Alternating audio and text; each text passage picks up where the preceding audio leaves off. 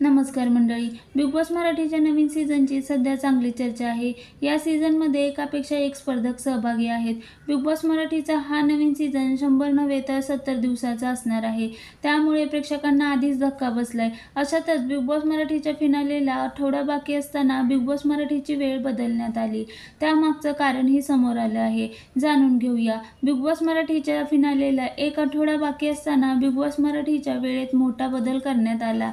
Big boss Marathi 3 ऑक्टोबरपासून 9 ऐवजी 9:30 वाजता पाहायला मिळणार आहे. यामागचं कारण म्हणजेच कलर मराठी वाहिनीवरील 3 ऑक्टोबरपासून सुरू होणारी आई तुळजाभवानी ही नवीन मालिका आहे.